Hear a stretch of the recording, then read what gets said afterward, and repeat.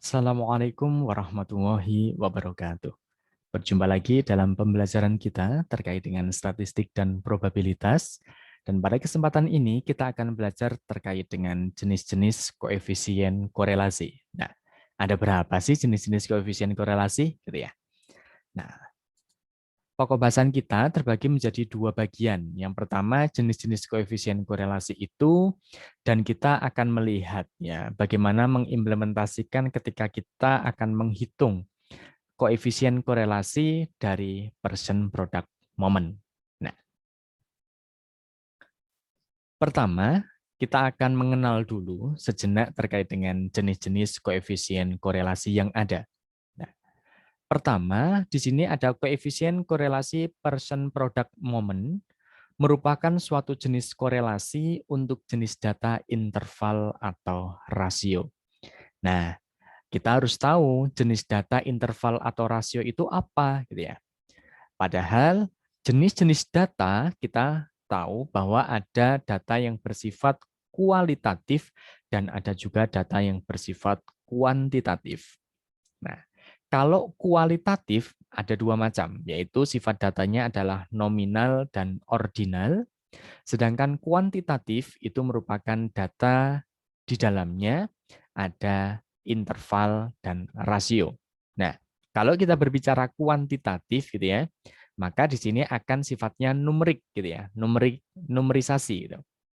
Sehingga kalau kita mengenal ada interval atau rasio gitu ya, maka suatu data ini kita dapatkan dikarenakan adanya suatu proses pengukuran karena kita melakukan proses mengukur ya, sehingga akan diketahui nilainya berapa.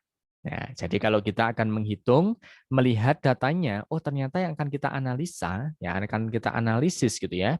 Sifat datanya merupakan bagian dari kategori jenis data interval atau rasio.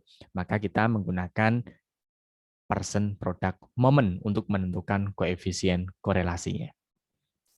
Berbeda untuk koefisien korelasi rank Spearman ya.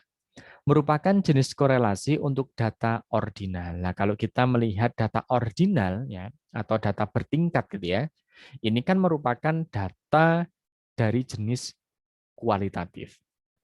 Tapi biasanya kalau kualitatif nanti akan tetap kita rubah dulu ya menjadi bentuk kuantitatif untuk dilakukan suatu analisis. Nah, sedangkan jenis ketiga ada koefisien korelasi kontingensi. Ini digunakan untuk jenis korelasi bentuk datanya atau jenis datanya adalah data nominal. Nah, nominal ini merupakan bagian juga dari jenis data kualitatif. Sedangkan keempat, koefisien korelasi determinasi atau penentu ya merupakan jenis korelasi untuk suatu pengaruh dari antar variabel. Apakah jenis-jenis koefisien korelasi hanya 4 ini saja? Tidak. Akan tetapi, biasanya dengan menggunakan person product moment, kita sudah akan bisa membackup jenis data atau tipe data bentuk interval rasio, gitu ya, dan korelasi rank Spearman dan kontingensi, kita sudah akan bisa membackup jenis data atau tipe datanya ordinal dan nominal. Nah, tapi teman-teman boleh belajar berbagai macam jenis-jenis koefisien korelasi yang lain. Nah, sementara kita belajar 4 dulu. Nah, pertama kita akan mengenal lebih mendalam terkait dengan koefisien person product moment gitu ya. Nah, koefisien ini ya merupakan koefisien korelasi yang digunakan untuk mengukur suatu keeratan hubungan antara dua variabel yang datanya dalam bentuk interval dan atau rasio. Berarti kalau kita udah tahu jenis datanya adalah interval atau rasio, gitu ya, maka kita akan melakukan analisisnya menggunakan koefisien korelasi person product moment.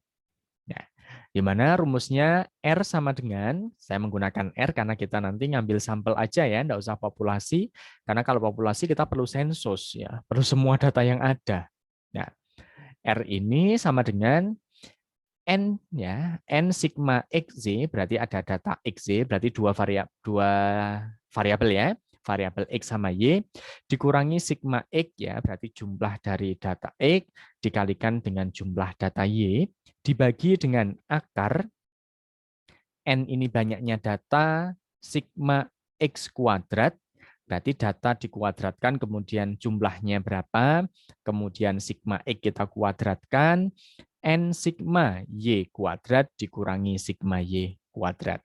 Nah, bedanya antara sigma X kuadrat dan sigma X kuadrat gitu ya.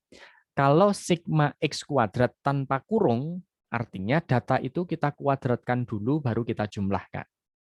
Kalau sigma X pakai kurung kuadrat gitu ya, maka datanya kita jumlahkan dulu, baru kita kuadratkan. Di mana N merupakan banyaknya data, X data dengan variabel X, Y data dengan variabel Y, karena dua variabel saja. Kalau lebih bagaimana? Nah, ada analisis selanjutnya. Sebagai pemahaman, ya, kita lihat contoh. Misalnya terdapat data uji coba standing broad jump. Nah, ini lompat tapi tanpa ada persiapan, ya, asal lompat kayak gitu ya. Tanpa ada persiapan apapun. Kita langsung lompat kayak gitu. Kita ambil 10 sampel aja, ya, 10 sampel. Ketika sampel pertama dilakukan tes pertama, nilainya adalah 2,45. Tes kedua 2,45. Sampel kedua, kita lakukan tes ternyata 2,12. Ternyata ketika tes kedua nilainya naik jadi 2,22. Karena apa? Mungkin ada sudah terbiasa waktu ketika tes pertama. Gitu. Kemudian ketika sampel ketiga, tes pertama 2,01, tes keduanya 2,07. Hingga seterusnya sampai ke sampel ke-10. Ya. Di mana ketika tes pertama di sampel 10 ini adalah 2,12, ketika tes kedua ternyata nilainya adalah 2,20. Nah, apakah di sini ya antara pengujian pertama, tes pertama dan tes kedua ini memiliki suatu keterkaitan, keeratan, dan memiliki suatu hubungan yang baik? Artinya baik di sini apakah hubungannya kuat atau tidak kayak gitu. Nah, di sini kita bisa melakukan suatu analisis menggunakan koefisien korelasi, ya, person product moment. Karena apa? Jenis datanya jelas. Hasil suatu pengukuran, maka bentuknya berupa suatu interval atau rasio. Kan gitu. Solusinya kita bisa melihat sampel pertama hingga sampel ke-10 gitu ya, data X sama Y seperti biasa. Kita lakukan X kuadrat sama Y kuadrat, kemudian X dikalikan dengan Y. Nah, masing-masing kita jumlahkan. Ya, jumlah dari X ini berapa? Kita dapatkan 20,7. Jumlah dari Y berapa? 21,1. X kuadrat ini berapa? Berarti kalau X kuadrat artinya kita menjumlahkan ketika seluruh data gitu ya, seluruh data 2,45 kita kuadratkan gitu ya, dapatnya adalah 6,0025 dan seterusnya gitu ya. Kita dapatkan 43,1939 X kuadrat ya. Kemudian kalau Y kuadrat totalnya jumlahnya adalah atau sigma dari Y kuadrat itu berarti 44,8591 gitu ya. Sedangkan X dikalikan Y gitu ya, kita juga bisa mendapatkan dan hasilnya total jumlahnya atau sigma dari XY itu adalah 44,0139. Nah, dari sini sangatlah mudah. Langsung saja kita terapkan atau kita implementasikan ke dalam rumus dari person product moment. Nah, di mana rumus dari person product moment R itu sama dengan N sigma XY dikurangi sigma X sigma Y dibagi dengan akar N sigma X kuadrat dikurangi dalam kurung ya sigma X dikuadratkan, kita kalikan N sigma Y kuadrat dikurangi dalam kurung sigma Y kuadrat. Nah, di mana N ini merupakan banyaknya sampel, berarti banyak sampel adalah 10.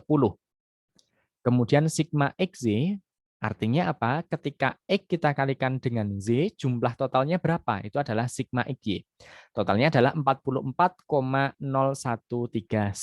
gitu ya. Kemudian sigma X berapa? Berarti ketika X data X semuanya, berarti X ini adalah tes pertama gitu ya.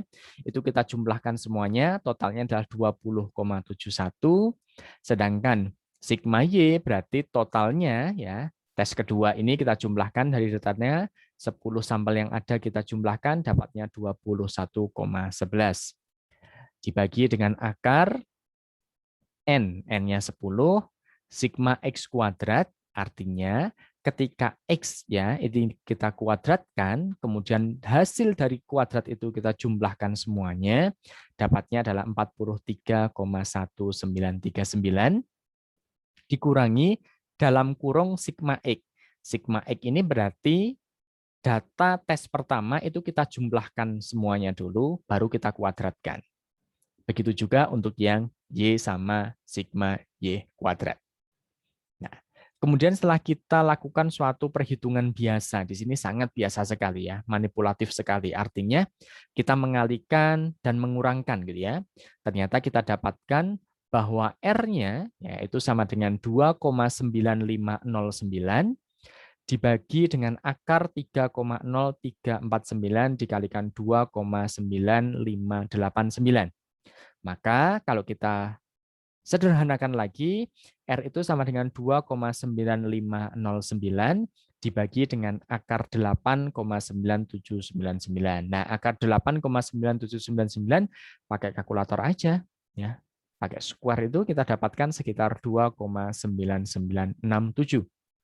Ternyata kita mendapatkan nilainya yaitu 0,9847. Nah, kalau kita lihat, kalau nilai dari koefisien korelasi person product momennya adalah 0,9847 gitu ya, maka variabel X sama Y memiliki ya koefisien korelasi positif dan hubungannya sangat kuat.